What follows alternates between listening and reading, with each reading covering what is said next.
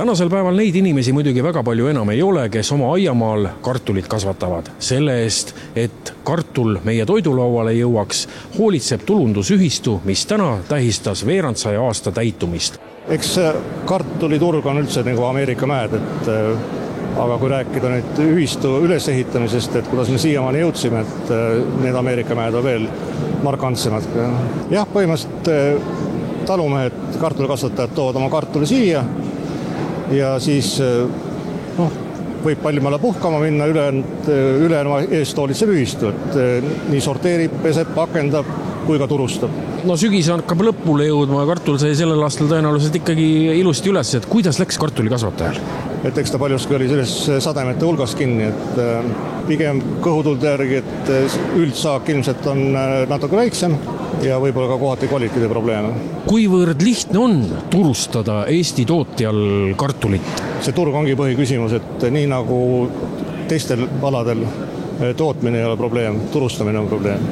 Ja selle jaoks on see tulundusühistu väga efektiivne tööriist. Vanasti oli lihtne, poes või põllu peal oli kasvamas teoreetiliselt vaid Jõgeva kollane, kuid tänapäeval on kartulisorte piltlikult öeldes nii, et võtab silme eest kirjuks. Kuhu siis Eesti kartul areneb veel edasi? Mina loodan ja ootan, et Eestis hakkaks ka tegelikult tööle mingisugunegi tööstus, et Eesti kartulikasvatajad saaksid ära kasutada potentsiaali, mis meil on kasvatustingimuste ja nende teadmiste näol olemas. Sünnipäeval avas talukartul ka pidulikult üle 700 000 euro maksma läinud ja Eestis esimese robot-kartulipakkeliini. Kuivõrd suur kartulisõber Eesti rahvas on, et kas sööb Eesti rahvas kartulit hästi?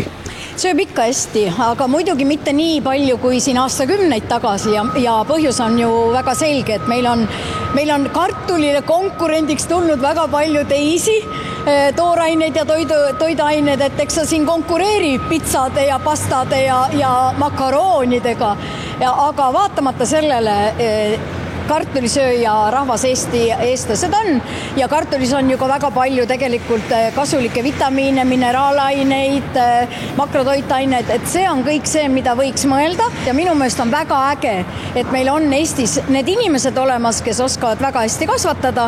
Meil on olemas tulundusühistu talukartul, kes on 25-aastane, ma mõtlesin just, et vaid ühe numbri võrra vanem kui toidukäibemaks, mis on võib-olla tänasel päeval paslik öelda ja mul on tõsiselt hea meel, et selline suur tulundusühistu toimetab ja meil on võimalust poodides oma kartulit osta.